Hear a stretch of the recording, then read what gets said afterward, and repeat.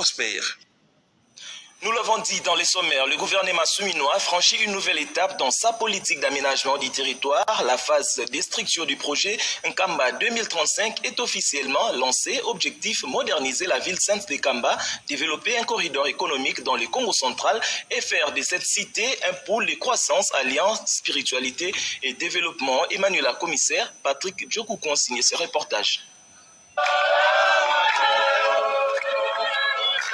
Nkamba entre dans une nouvelle ère. Le gouvernement souminois lance officiellement la phase de structuration du projet Kamba 2035 avec l'ambition de transformer la ville sainte en un pôle moderne de développement tout en préservant son identité spirituelle. Déjà, je tiens à remercier le président de la République parce que ce n'est pas donné à tout le monde. On a vu passer plusieurs présidents.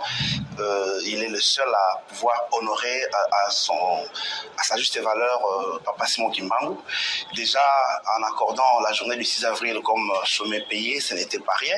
Et au-delà de ça, il ajoute le statut de Kamba comme ville sainte.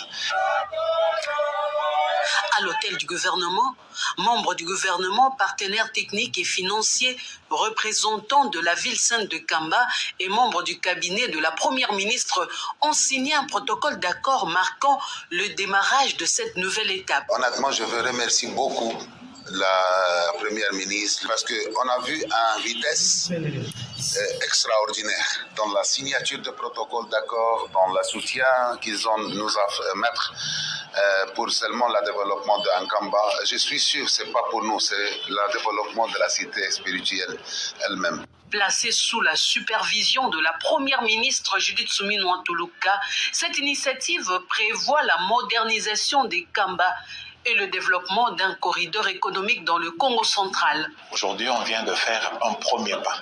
Le premier pas le plus décisif, c'est-à-dire la signature du protocole d'accord, qui marque le début d'un processus. Squadra et Samko, des Égyptiens qui sont venus accompagner la République démocratique dans sa vision de transformer la ville sainte de Nkamba en une ville moderne. Non seulement en faire une ville moderne, mais en faire un incubateur de développement régional et créer un corridor industriel, économique, touristique. Représentant la chef du gouvernement, le ministre de l'aménagement du territoire, Jean-Lucien Boussa, a insisté sur une mise en œuvre rapide du projet dans le respect des principes de transparence, de bonne gouvernance et des lois de la République.